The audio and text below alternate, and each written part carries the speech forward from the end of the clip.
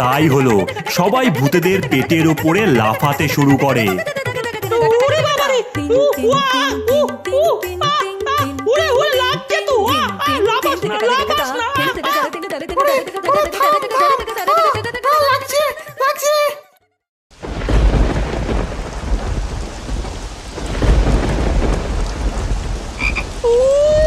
এই ঝোড়ো হাওয়া আর তার সাথে মুষলধারে বৃষ্টি, আহা একেবারে জমে গেছে রে আজকে।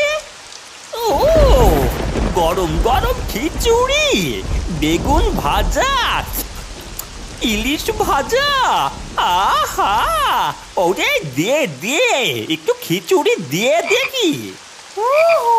আজকের পাকগুলো পুরো তাবর তাবর পেয়েছি। পেয়েছি মানে কি, আমি ধরেছি সবটাকে। শুধু বাঘ না, গরু, ছাগল, হরিণ, কতগুলো পাখি সব নিয়ে এসেছি। সবগুলোকে আজই সাবার করে দেব। নে নে নে, কড়াইয়ে বাঘগুলোকে ছেড়ে দে, পাখিগুলোকে আগে খাই। ওই তো এসে গেছে। ওরে কঙ্কালের দল, ঢাক ঢোল বক্স সব উপরে তোল। ওরে এই মরশুমে একটু গান ধরা যাক, কি বল রে ডাইনি? ধরো দেখি তাহলে। হা হা হা, বৃষ্টির দিনে খাবো খিচুড়ি আর ইলিশ ভাজা। পাখি গরু ভাল্লুকও আছে, বাঘ খাবো তাজা তাজা। নাচবো গাইবো ধরবো আমরা গান, বেশি খাস না বুড়ো বেরিয়ে যাবে তোর প্রাণ। হা হা হা, বাজে ঢাক বাজে ঢোল, টাক ডুমাডুম জমবে বাঘেদের ঝোল।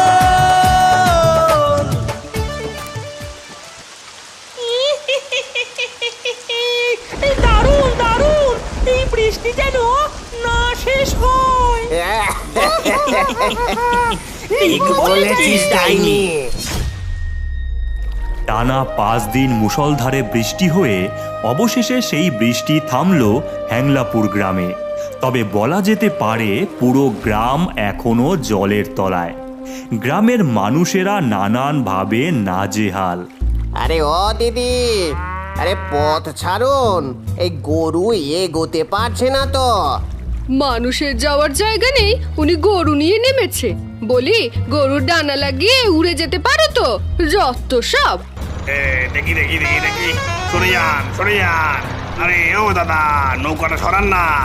এই বন্যায় গাড়িটা বার করেছেন কেন? হ্যাঁ, জ্বালিয়ে দেবো বাস একেবারে। গ্রামবাসীরা সকলে নৌকার মধ্যেই থাকা খাওয়া সমস্ত সারতে থাকে। কেউ কেউ ভেলা নিয়ে জ্বালানির কাঠ আনতে থাকে, আবার কেউ খাদ্য সংগ্রহ করতে থাকে। অন্যদিকে চারিদিকে জল জমে গেছে, আমরা ঠিক মতন লোকাতেও পারছি না। ওই ডাইনি সবাইকে এক এক করে মারছে। এই কঠিন পরিস্থিতিতে আমরা কোথায় যে যাব? মানুষের সাহায্য নিতে পারবো না।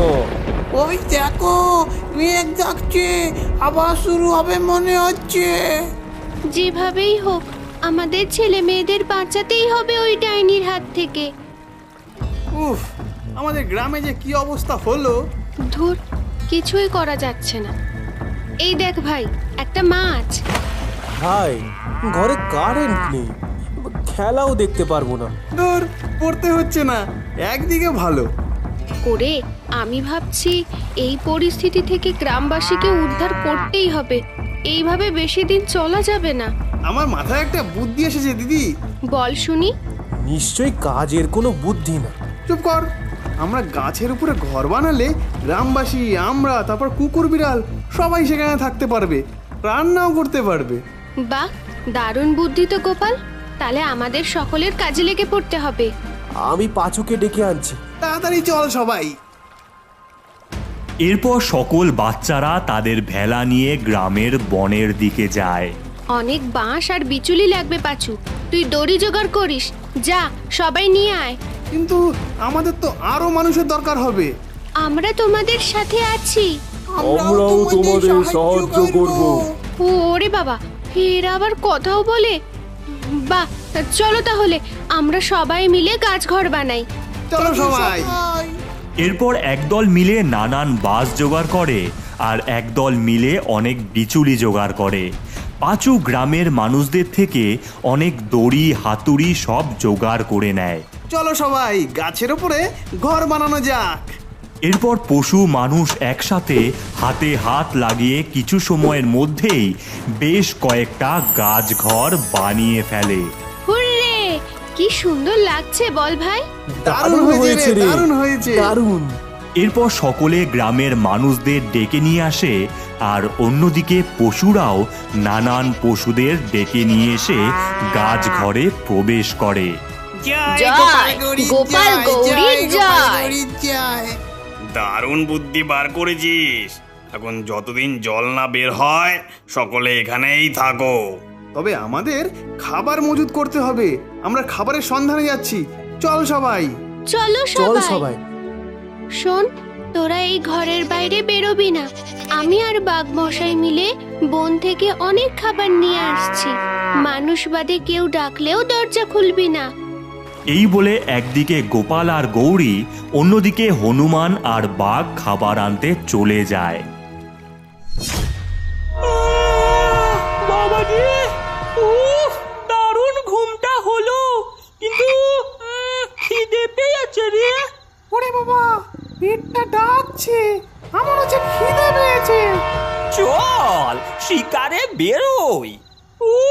চল চল চল, দেখি পশুগুলো কোথায় আস্তানা গেড়েছে।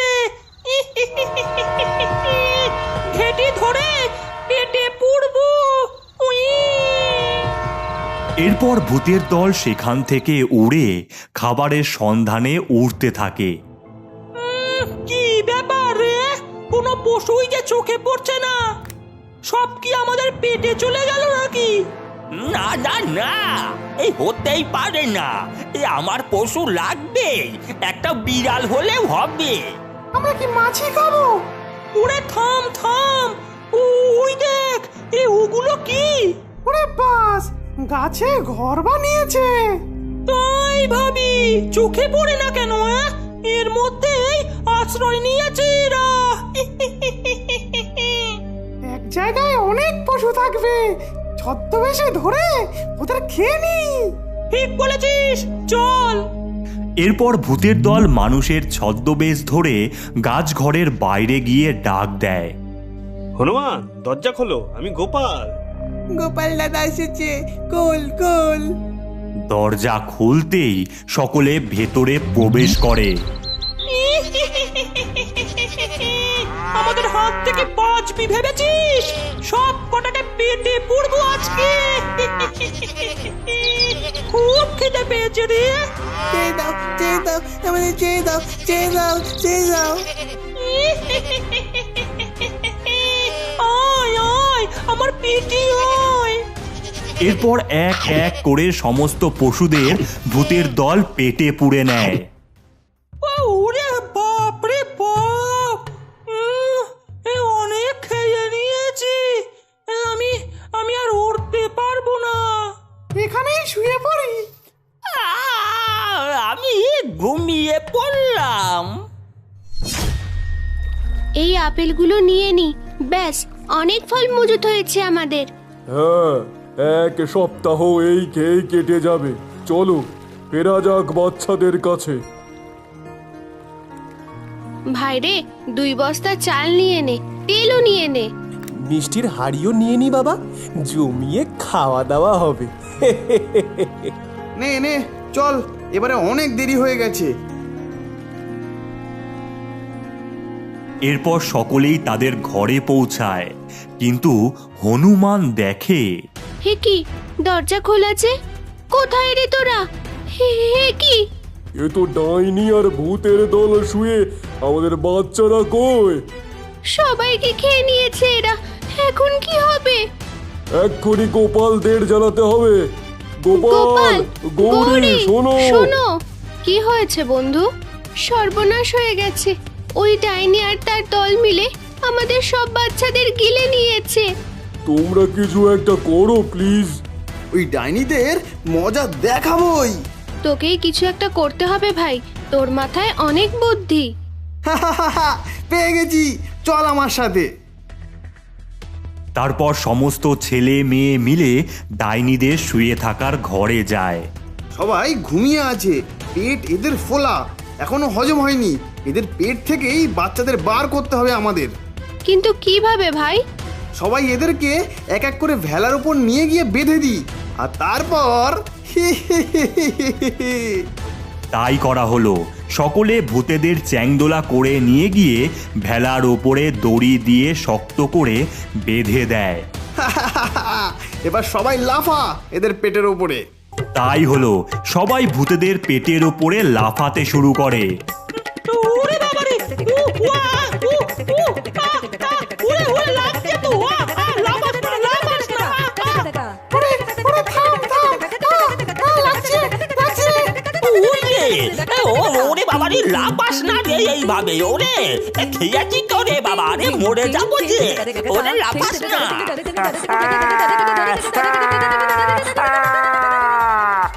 এরপর এক এক করে সমস্ত বাচ্চারা তাদের মুখ থেকে বেরিয়ে আসতে থাকে। আমরা বেঁচে গেছি মা, আমরা বেঁচে গেছি মা। তোমাদের অনেক ধন্যবাদ। কাজ এখনো শেষ হয়নি। হনুমান, বাঘমশাই, এদেরকে এখানেই পুড়িয়ে মারুন। তাই হলো, ভূতেদের গায়ে হনুমান আর বাঘ মিলে আগুন লাগিয়ে দেয়। Yes, hurray hurray. জয় গোপাল জয়, জয় গোপাল জয়। ভূতেরা মারা গেলে সমস্ত পশু আর মানুষেরা মিলে সেই গাছঘরের মধ্যে থাকতে শুরু করে আর ভীষণভাবে মজা করে।